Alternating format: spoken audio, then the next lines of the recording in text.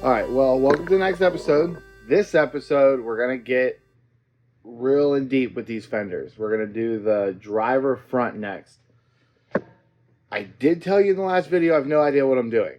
So I'm trying clay this time, and then I'm going to go over with Bondo to kind of finish it up. Currently, I did try it, and the clay cracked, which I'm going to show you here in a second. I don't know why. I did look it up, and it's a mixture of like air, like that's the way air dry clay works. Whenever you're molding against something hard, and they say to go over it again, I'm instead not going to go over it again. It seems okay as long as it holds, which I'm going to find out once I'm going to try to sand it a little bit. So if it holds, I'm just going to keep it going, and I'm just going to mud over the whole thing with Bondo. And then go from there and build the fender how I want it to. The goal is to do little to no body work to the actual mold itself. The last time I made the fender, made the mold, and then did all the body work to the mold, which worked. And if that is absolutely what has to happen, that is what will happen. But I think it'll be easier and just better overall if I can have the first item perfect. So let's get to it. I'm going to start trying to sand this clay and see what happens. Alright, so you're going to see this is going to last 5 seconds. Yeah, I'm going to pretend that was super sped up and didn't take 5 actual seconds. The clay didn't work. Don't do it. It was terrible. Alright, but what did work was the Bondo. So the Bondo actually worked perfectly. It took a little bit longer, but honestly, it took less time than the last fender, so I'm not going to complain. So I started with one thick layer just to get the, like, sort of shape, you know? And then I roughed it in with 80 grit sandpaper, and then moved on to the next step. So here is step 1. Now what I'm going to do is, we have a couple high spots here, and like right here. I'm going to take a little Dremel, and we're going to Dremel those out, just turn them into a low spot, and then another coat of mud. The next mud should look really good. And then from there, we'll probably have to do like a glaze coat, you know, just to finish it up. So even though this is taking longer than it would have with the clay, it is going a lot faster than it did with the other mold. So, positives. So from here, I actually took a Dremel and I Dremeled all the high spots down. It was just the quickest, easiest method to keep on pushing. I didn't really want the fender anymore. The flare was actually cracked, so it was no big deal. From here, I put the second coat. Now, on this coat, you start to really see the nice shape of the wide body. And then again with the 80 grit, just kind of feathering it in with a round sanding block, and just going slowly. It looks like it's super fast, but I was actually going a little bit slower than I usually would. Kind of just getting the whole fender in. It was kind of nice just sitting, even though I was getting all dusty. It was just, you know, nice Friday night, just chilling. All right, so I got the second coat on. Much better. It's almost there. I'm going to fill these couple little spots. They were just high spots here and then here. And then once those are done, glaze it, just real thin glaze, just to fill in any little minor imperfections and stuff. Block it out. And then I'm going to 220 all of it, and then 600 all of it, and then yeah, start getting to it. We're close. We're really close on this one. This was a lot quicker. So from here, I just did a little bit more Bondo with a lot of hardener in it, just to kind of quickly keep it pushing. There was just a couple little issues, and then down at the bottom, there was a couple high spots I had to fix because that flare was actually broken, and I kind of had to glue it back together, so it wasn't like 100% perfect at that bottom corner. Initially, it is now, but that's why it gave me a little bit of trouble. So from there, I used some aerosol primer, and then I put some blue paint over it just to use as a visual guide. Jesus.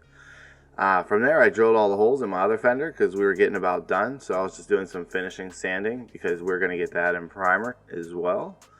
It didn't need much finishing work, but still wanted to do as much as I could.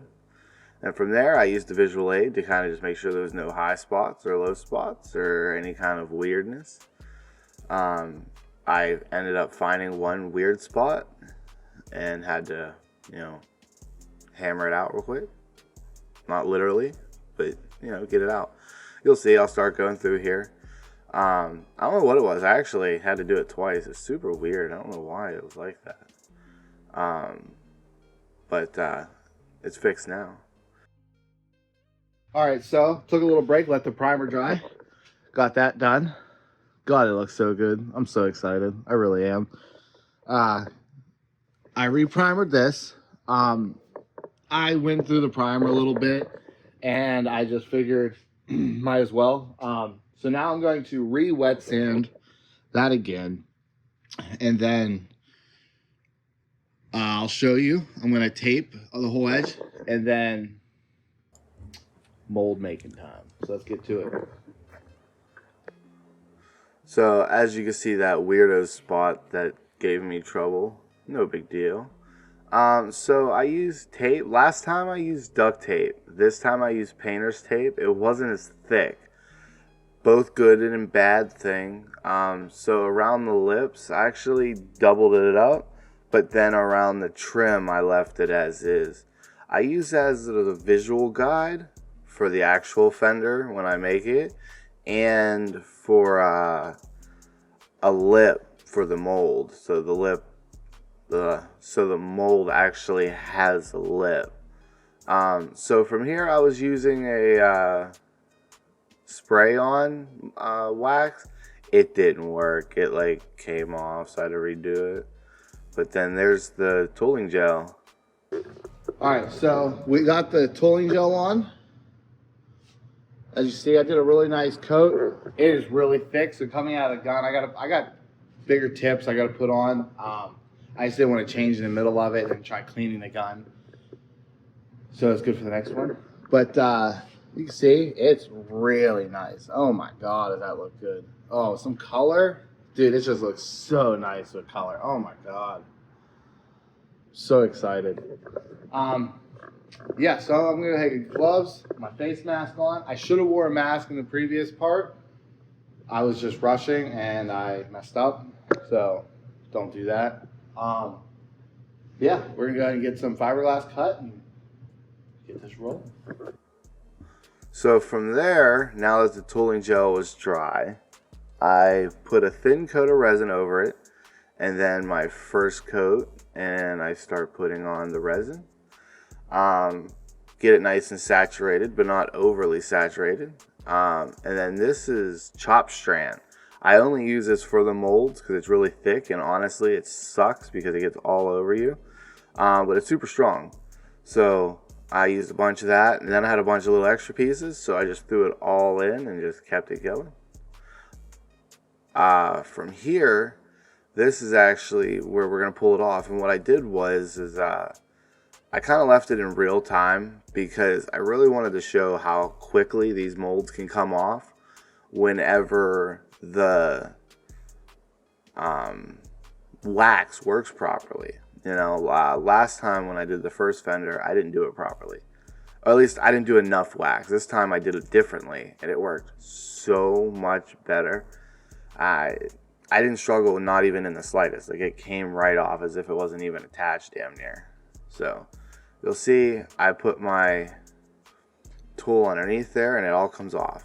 So then I flip it around, and I still have to trim some of the fiberglass just to make it a little bit easier to maneuver.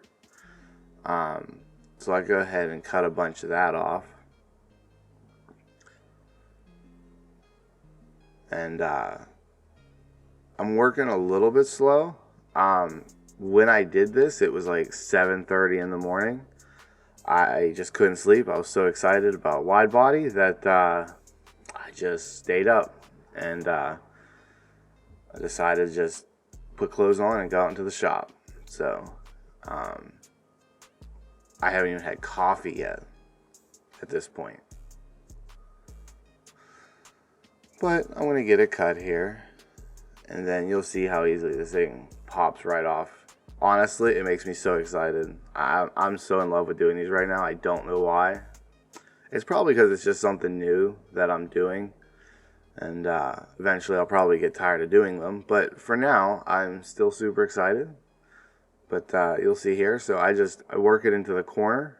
That's why the tape works really well, because I just pull up the tape. You can see it just pops right off. I'm not putting any effort really at all. And the last time it got stuck on the flare really bad and I had to struggle. Not this time. Look at that.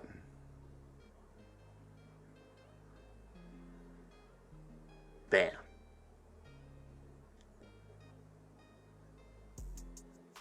The tape stuck harder than the mold did. Alright, so from here I rough cut it. You want to keep an edge on the mold, so I definitely kept that. About an inch or two is usually good for me so far. So from here there's a little bit of primer that stuck, so I got that off. And then there was like minor pitting, like not much at all, just like little air bubbles. So I wanted to fill those in with some glaze. So I filled that in, sanded it with 220, and then now I'm sanding it with 2000 and then 3000, wet sanding.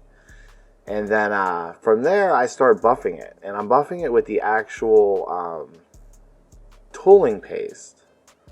So I messed that up from the last time. Originally, I tried using like automotive wax and then used that. And it didn't help. So this was a new test. I put tape on the mold to help like release the edges, and that also worked super well. Like it made it so much easier in comparison to the last time. And then I let that wax dry, and then I went over it again, and then here I am spraying the tooling gel. I tried using the bigger tip. It's a 2.0 tip, and it still was a pain to get off. It was a struggle. And then I let it dry for about an hour, and then here we go, getting the layers on. I did 3 layers completely over the whole thing, and then I did a 4th layer over the wheel well. So from here we pulled off the new panel off the mold. Everything we did worked so much better. It came right off, as you can see. I mean, it took 10-15 seconds. From there, rough cut it in, got off all the soft fabric, and threw it in the garbage. As you can see, I did remember to start using my mask. We're getting there, slowly but surely. And past that, it's pretty much ready to go. I just smoothed it all in, and honestly, this was the easiest one yet. If they just keep getting easier and easier, I'm beyond excited. Let's get it. Alright, so we got the fender done. I made a little mistake, so I'm going to have to redo this one. It's not a big mistake, but it's enough that it's going to be an issue. I didn't get the fiberglass all the way out to this edge. And I mean, I could like build this up with fiberglass if I wanted to, but honestly, for how good I have the molds and stuff, I'm just going to try it again for practice. I just have to work the fiberglass back in there some more. That was my mistake. That's just growing pains. I didn't do it to this side, but you know, it happens. I know now to look for it. I kind of thought I was having an issue with that corner when I was doing it yesterday, but I thought I had it, but I did. So all in all, I'm extremely happy because, dude, I mean, it needs little to no body work, just a little scuffing, and it's ready for primer.